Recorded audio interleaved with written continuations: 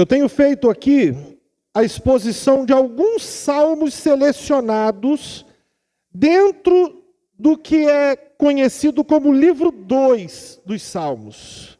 Eu já falei isso aqui em semanas anteriores, mas o livro de Salmos tem algumas subdivisões. E esta seção do livro 2, ela inicia no Salmo de número 42 e vai até o Salmo de número 72. Eu pincei alguns salmos aqui, a fim de que nós possamos compreender a ideia geral desta seção.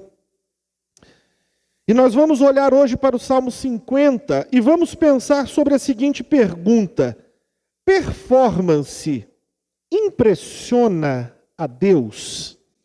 Vamos ler o texto do Salmo 50? Ele diz assim: o Senhor, o Deus poderoso, falou. Convoco toda a humanidade desde onde o sol nasce até onde se põe. Do monte Sião, lugar de perfeita beleza, Deus resplandece. Nosso Deus se aproxima e não está em silêncio. Fogo devora tudo em seu caminho e ao seu redor há uma grande tempestade. Ele convoca os céus em cima e a terra embaixo para testemunharem o julgamento de seu povo. Tragam aqui os que me são fiéis, os que fizeram comigo uma aliança de oferta de sacrifícios. Então, que os céus proclamem sua justiça, pois o próprio Deus será o juiz. Ó meu povo, ouça o que direi. Estas são minhas acusações contra você, ó Israel. Eu sou Deus, o seu Deus. Não o reprovo por seus sacrifícios, nem pelos holocaustos que sempre oferecem.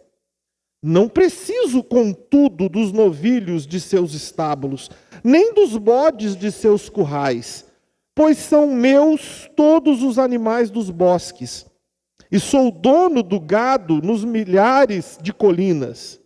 Conheço cada pássaro dos montes, e todos os animais dos campos me pertencem. Se eu tivesse fome, não lhes diria, pois meu é o mundo inteiro e tudo que nele há. Acaso como carne de touros, ou bebo sangue de bodes? Ofereçam a Deus seu sacrifício de gratidão e cumpram os votos que fizerem ao Altíssimo. Então clamem a mim em tempos de aflição, eu os livrarei e vocês me darão glória. Ao perverso, porém, Deus diz: de que adianta recitar meus decretos e falar a respeito de minha aliança? Pois você recusa minha disciplina e trata minhas palavras como lixo. Quando vê ladrões, aprova o que fazem e passa seu tempo com adúlteros. Sua boca está cheia de maldade e sua língua repleta de mentiras. Vive a caluniar seu irmão, filho de sua própria mãe. Enquanto você assim agia, permaneci calado, e você pensou que éramos iguais. Agora, porém, o repreenderei. Contra você apresentarei minhas acusações. Pensem bem e arrependam-se todos vocês que de mim se esquecem. Caso contrário, eu os despedaçarei e ninguém os ajudará. A gratidão, porém, é um sacrifício que de fato me honra. Se permanecerem em meus caminhos, eu lhes revelarei a salvação de Deus. Meus irmãos, o Salmo 50, ele foi escrito por um levita chamado Asaf. Esse salmo trata da complexidade e da seriedade da fé. Ele faz refletir a respeito disso. Asaf, como levita, em todo o seu ofício ali no templo, ele podia presenciar as expressões de adoração do povo. E este salmo é um desafio à adoração sincera. No Salmo, Asaf assume o papel de um pregador, de um profeta, e ele declara as palavras do Senhor, Deus Todo-Poderoso. Se você prestar atenção nos versos de 1 a 6, você perceberá que Deus ele é apresentado por meio de uma linguagem apocalíptica. Vejam as descrições que são apresentadas. Ele está convocando toda a humanidade como testemunha. Ele, do seu lugar santo, verso 2, ele brilha, resplandece, não um brilho físico, mas uma representação da sua perfeição moral. Então o Senhor, sendo descrito aqui por meio dessa linguagem, ele se aproxima, ele vem para exercer juízo, e ele não está em silêncio, ele não ficará calado. Diz o texto que fogo devora tudo em seu caminho e ao seu redor há uma grande tempestade. Eu não sei se isso traz uma imagem à sua mente, mas quando o povo de Israel, ele recebeu a lei do Senhor lá no Monte Sinai, dá uma olhadinha em Êxodo capítulo 19 aí, por favor. Em Êxodo capítulo 19, nós temos aquele momento em que Moisés, ele vai receber do Senhor a lei, os 10 mandamentos, e aí no capítulo 19, dos versículos 16 a 18, eles dizem assim: na manhã do terceiro dia, houve estrondo de trovões e clarão de raios, e uma nuvem densa envolveu o monte. Um toque longo de trombeta ressoou, e todo o povo que estava no acampamento tremeu. Moisés conduziu o povo para fora do acampamento ao encontro de Deus, e todos pararam ao pé do monte. O monte Sinai estava todo coberto de fumaça, pois o Senhor havia descido em forma de fogo. Nuvens de fumaça subiam ao céu como de uma imensa fornalha, e todo o monte tremia violentamente. Essa coisa em Êxodo é interessante porque o texto diz que quando o povo viu aquilo tudo, falou: não, Moisés, vai você. Vê o que ele tem a dizer e traz para a gente. Toda a cena inspirava temor. Tamanho o poder de Deus demonstrado ali naquela manifestação. E nesse momento, então, o salmista está descrevendo o Senhor vindo, e ele está dizendo assim: é aquele Senhor que deu a lei, que deu os mandamentos, aquele Senhor diante do qual vocês tremeram pela manifestação do seu poder. O salmista está dizendo, ele vem a fogo consumindo tudo à sua volta, uma tempestade, e ele não ficará calado. Ele chama os céus, verso 4 aí do capítulo 50, ele chama os céus e a terra como testemunhas do julgamento do seu povo. Todas as criaturas convocadas. É interessante nós pensarmos isso também, porque quando Deus fez a aliança com o seu povo, e aí eu não vou pegar esse texto lá para ler mais uma vez, mas lá em Deuteronômio, capítulo 30 também, versículos 16 em diante, o Senhor está firmando ali a sua aliança com o seu povo, e o Senhor diz assim: hoje eu convoco os céus e a terra como testemunhas. E agora, o Senhor que vem para julgar está chamando as suas testemunhas. Os céus e a terra agora haverão de dar o seu testemunho.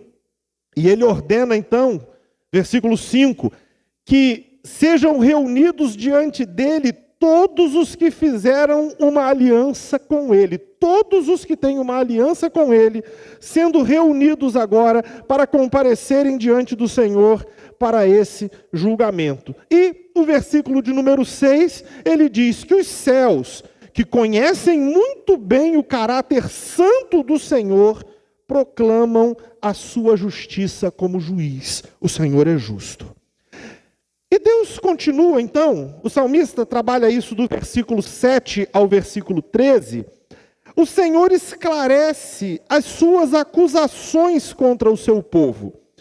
E é interessante você observar aí no verso de número 8, que eles não são culpados de negligenciar ritos religiosos. O Senhor está dizendo, eu não o reprovo por seus sacrifícios, nem pelos holocaustos que sempre oferecem. O Senhor estava julgando o seu povo e a acusação é, não é que vocês deixaram de praticar esses ritos. Vocês até praticam esses ritos. Mas a acusação do Senhor, e a gente vai ver isso dentro desse bloco aí de 7 a 13, é que isso havia se tornado para eles mero formalismo religioso. Imagine vocês o sujeito que levava lá um animal para oferecer ao Senhor em holocausto. Mas ele fazia isso, mas em seu coração não tinha qualquer manifestação de um arrependimento real. Era só um hábito. Era só mais um negócio que ele tinha aprendido e ele fazia continuadamente. Esses seus sacrifícios, estavam desconectados dos verdadeiros sentimentos de gratidão, de obediência a Deus, de devoção. Não havia sinceridade naquilo. E então, o versículo 9, o Senhor já diz que ele já não aceitaria os novilhos ou os bodes de seus currais. Algumas traduções bíblicas colocam nesses termos, eu não aceitarei mais os seus animais. O Senhor não os aceitaria, por quê? Ele vai dizer, eu não preciso deles. Vocês o trazem, mas eu não preciso dele. Eu não preciso desses animais. As ofertas feitas ao Senhor jamais deveriam ser feitas como se Deus dependesse de alguma forma daquilo. Perceba que há uma inversão da compreensão de quem é Deus e quem está prestando adoração. Afinal, o Senhor, ele prossegue aí dizendo no verso de número 10, ele é dono de todos os animais dos bosques.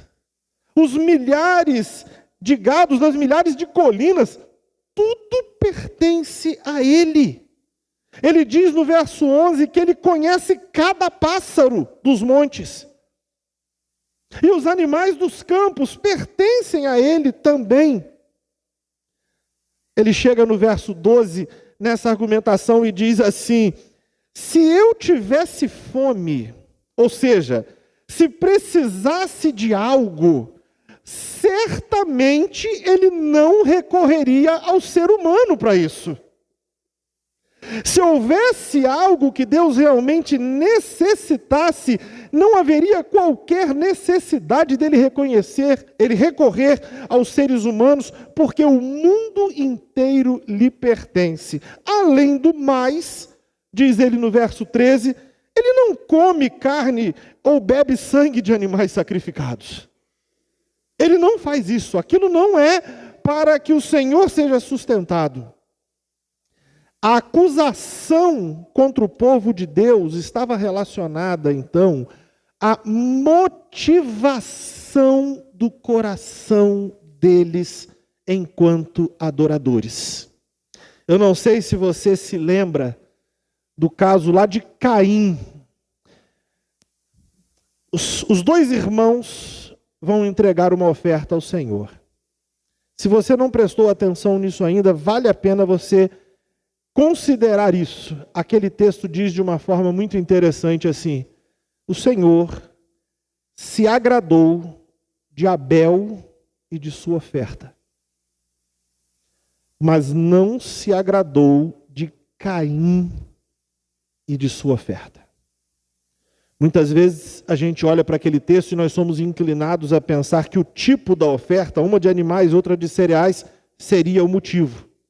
O autor aos Hebreus, lá no capítulo 11, quando ele fala sobre aqueles heróis da fé, ele lembra-se de Abel, e ele vai dizer que Abel foi um homem justo, diferente de seu irmão Caim. O Senhor estava combatendo o seu povo, apresentando acusação contra o seu povo naquele momento, porque a motivação do coração deles ao se aproximarem para adorá-lo não era boa.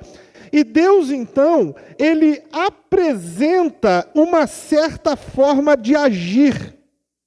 Ele vai falar sobre uma certa forma de agir nos versículos 14 e 15, aí neste salmo. Ele diz assim: ofereçam a Deus seu sacrifício de gratidão, cumpram os votos que fizerem ao Altíssimo, então clamem a mim em tempo de aflição, eu os livrarei e vocês me darão glória. O Senhor está dizendo, vocês vão trazer os seus sacrifícios, mas que haja gratidão.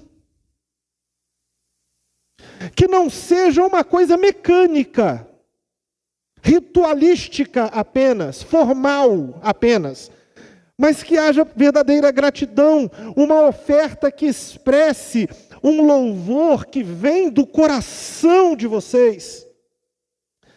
Eu gosto muito de uma canção das antigas. Eu de vez em quando trago uma canção das antigas aqui, eu acho que essa vale a pena. Quem se lembra daquela assim? O meu louvor é fruto do meu amor por ti, Jesus, de lábios que confessam o seu nome. Linda, né?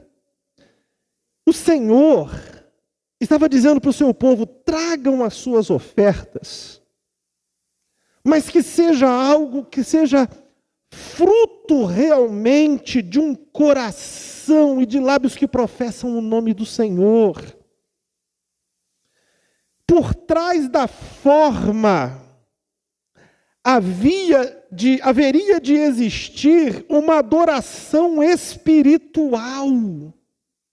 Não meramente uma aparência, mas por trás daquilo tinha que ter algo que fosse realmente uma expressão do espírito do homem ao Espírito de Deus. E ele diz, e cumpram os votos que fizerem a Deus. Porque um dos traços da adoração genuína é a fidelidade ao Senhor. Um dos traços é esse. E agindo dessa forma, o Senhor diz aí no verso de número 15, vocês clamarão e eu livrarei vocês. No tempo da aflição, vocês vão me buscar e eu os livrarei. E vocês me darão glória. Vocês verão isso.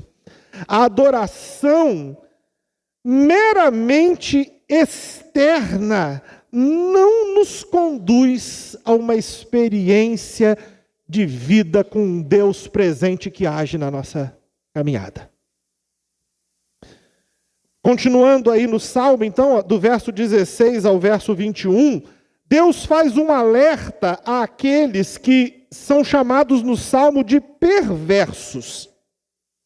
E ele chama de perversos, você pode perceber isso, a partir do verso 16 aí, aqueles que, olha só a situação, têm nos lábios os termos da aliança, sabem recitar os seus decretos, mas recusam a disciplina e tratam suas palavras como lixo. Ele não está falando daquele indivíduo pagão. Ele está classificando como perverso aqueles que, como diz assim, o Senhor diz, de que adianta? Você recita os meus decretos, você é capaz de falar sobre isso. Você é capaz de falar sobre os termos da minha aliança. Mas na sua vida, você rejeita a disciplina. Você rejeita a instrução do Senhor. Trata a palavra do Senhor como lixo. Algo sem valor. Como coisa sem valor. O Senhor está dizendo, chamando a esses, de perversos. E esses perversos, vejam vocês, o como eles acabam abraçando tudo aquilo que o Senhor reprova. Eles abraçam o que próprio Deus reprova. No versículo de número 18, ele diz assim: quando vê ladrões, aprovam o que eles fazem. Vocês veem o mal, e no final de tudo vocês aplaudem, vocês validam.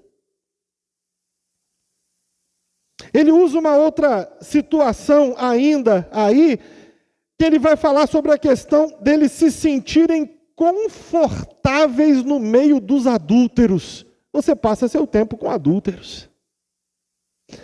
Aquilo que Deus reprova, você aceita com naturalidade na sua vida. Falam sobre os preceitos do Senhor, conhecem os preceitos do Senhor, mas acabam negando-os com a vida, com as posições que assumem, porque aprovam, aplaudem aquilo que o Senhor reprova. O apóstolo Paulo, quando escreveu sua carta aos Romanos, lá no capítulo 1, ele vai fazer uma colocação dura também, porque em Romanos capítulo 1 há uma questão sendo discutida ali, a partir do verso 18, sobre aqueles que rejeitam o conhecimento de Deus. Rejeitam. E aí lá no final do capítulo, no verso 32, Paulo vai dizer assim: eles sabem que quem praticam essas coisas merecem a morte, mas ainda assim continuam a praticá-las. Pode continuar aí? E ainda incentivam os outros a também fazê-lo. Olha a seriedade disso. Voltando para o Salmo, no versículo 19, ele diz sobre esses perversos: sua boca está cheia de maldade e sua língua repleta de mentiras. Dão lugar ao falar malicioso, falso. No verso 20, vivem a caluniar seus irmãos. Conhecem o Senhor, mas sua boca não edifica, não produz vida. Pelo contrário, faz mal. E aí então, a partir do versículo 21, versículo 21 a 23, ele está dizendo que o Senhor agora vem para cobrar essas coisas. Veja aí, por favor, o versículo de número 21 comigo. O Senhor diz assim: enquanto você agia assim, permaneci calado. É interessante a gente perceber isso, porque o Salmo começou dizendo para a gente o seguinte, lá no versículo 3, o Senhor vem e Ele não está calado. Ele não ficará em silêncio. E o fato de Deus não ter irrompido contra eles foi interpretado por eles como se Deus fosse igual a eles. Esses perversos olhavam para isso tudo. O fato de Deus não ter agido com um profundo rigor contra eles fez eles pensarem que Deus era um igual. Como se Deus aceitasse o que eles estavam fazendo. Pensavam que Deus não seria tão rigoroso em punir o pecado. Mas Deus agora estava pronto para repreendê-los e apresentava suas acusações contra eles. Ele os julgaria por causa dessa visão débil, distorcida acerca de quem é Deus e acerca de qual é a verdadeira devoção ao Senhor. E então, verso 22, o Senhor os chama ao arrependimento, aqueles que haviam se esquecido dele. Este salmo é um apelo à consciência, um chamado à razão, algo da maior seriedade, pois eles estavam sob risco de serem severamente punidos pelo Senhor no juízo. Nas palavras que aparecem aí nesse versículo, ele vai dizer despedaçados pelo Senhor, e não haveria quem pudesse livrá-los. Versículo de número 23. O sacrifício, a adoração que honra o Senhor é feita com a sinceridade de um coração agradecido. E a estes, Deus revela a sua salvação. Deus revela a sua salvação. O que a gente conclui a partir disso, então? Deus não se impressiona com performance. É preciso que haja, de fato, coração nisso. Eu quero fazer 3 aplicações aqui, serei muito breve nelas, e me perdoem talvez pelo acelerar da coisa aqui, mas eu preciso pontuá-las para os irmãos. Este juízo de que o Salmo 50 fala, ele será concretizado na volta do Senhor Jesus. Se você ler Mateus capítulo 25, lá verso 31 e 32, você verá com clareza o Senhor Jesus falando a respeito dele vindo como aquele que separaria bodes de ovelhas. Ou como em outra ocasião, lá em Mateus capítulo 13, verso 30, o Senhor usa uma outra metáfora. Ele fala sobre separar joio e trigo. Performance do que é genuíno. O Senhor é capaz de discernir isso. Nós não podemos incorrer no mesmo erro denunciado pelo salmista, de acharmos que um aparente silêncio ou uma aparente demora do Senhor em julgar significam que Deus esteja aprovando o pecado, a apatia, a indiferença com as coisas do Senhor. Este salmo nos desafia a uma reflexão honesta quanto às nossas motivações ao cultuarmos. E se por acaso temos dado lugar ao ritualismo, se nós também de alguma maneira temos permitido que as nossas expressões de fé se tornem um mero ritual, se nós não temos honrado nossa aliança com o Senhor, ou se há uma incoerência entre o que nós cremos e o que nós fazemos, nós precisamos nos arrepender enquanto é tempo. Esse salmo nos chama a isso. Precisamos urgentemente levar a sério o nosso relacionamento com Deus, sem jamais tentarmos rebaixar Deus aos nossos padrões. Jamais. O Senhor é quem nos chama para nós o honrarmos. A segunda colocação que eu gostaria de fazer para vocês aqui é que eu gostaria que vocês refletissem comigo sobre 2 perguntas. O que Deus quer? O que Ele deseja? Responder a essa pergunta, ou a estas perguntas, ajudará você a ajustar sua maneira de se aproximar de Deus. Se você tiver um melhor entendimento sobre o que Deus quer, sobre o que Ele deseja, você poderá ajustar a sua maneira de se relacionar e se aproximar de Deus para prestar culto. Lá em Israel, no culto deles, havia aqueles sacrifícios de animais. Mas o Senhor perguntou para eles assim: vocês acham que eu preciso disso? Eu não como isso. Eu não preciso. Eu sou o dono de todos os animais. Mas o que Deus apreciava era o que estava de fundo naqueles sacrifícios, que era quando o seu povo se aproximava dele arrependido, agradecido, desejoso de ter comunhão com ele. Não era o sacrifício em si. O que Deus apreciava era o que estava por trás daquilo.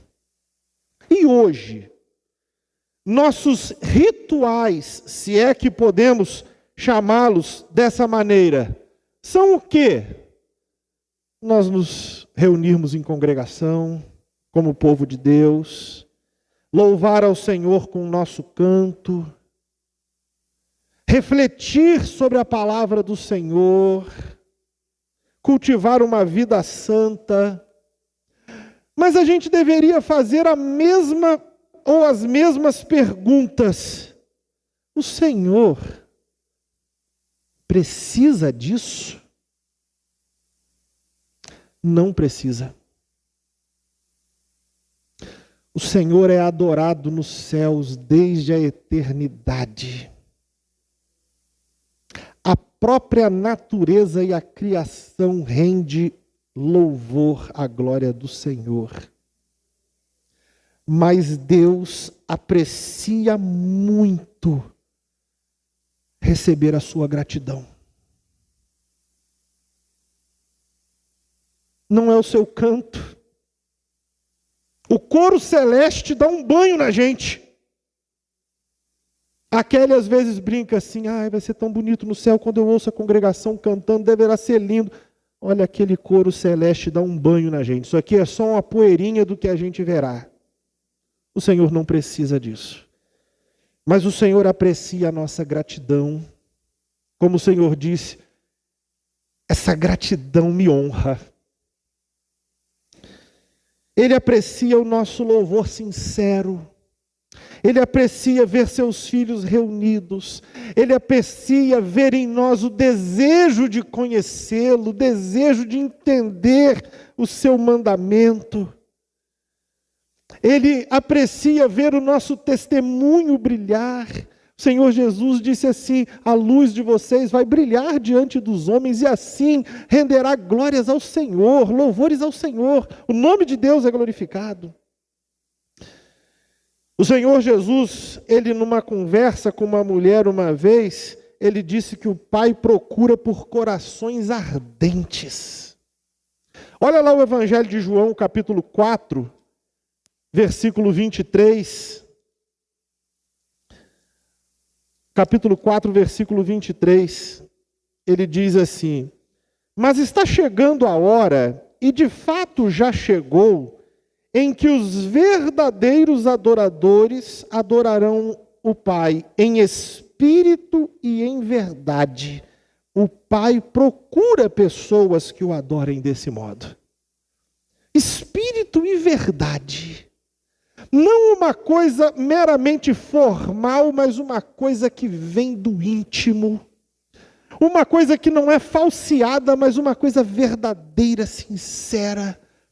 O Senhor procura isso. Então, reflitam sim sobre a maneira como vocês se aproximam do Senhor. E coloca verdade, coloca coração, coloca paixão nisso, toda vez que você o fizer.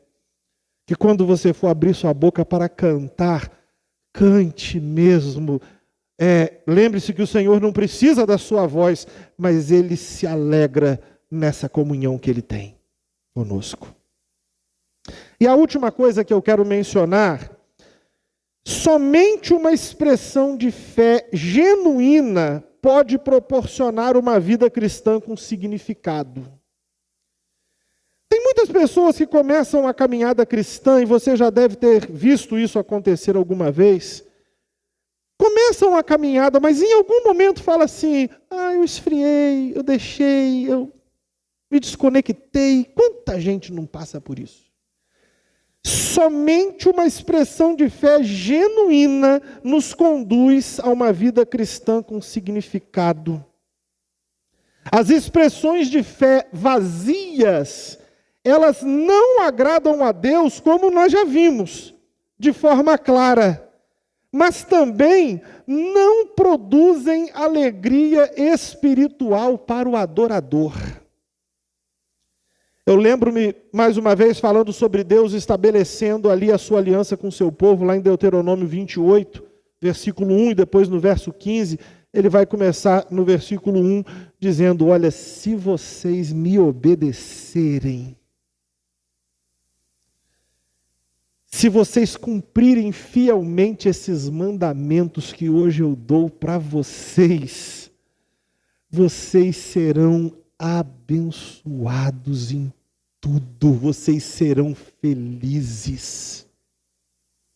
Aí depois no verso 15 ele diz assim: mas se vocês desprezarem isso que eu estou dando para vocês hoje, se vocês não derem ouvidos a esses decretos que hoje eu dou para vocês, vocês serão infelizes em tudo que vocês fizeram.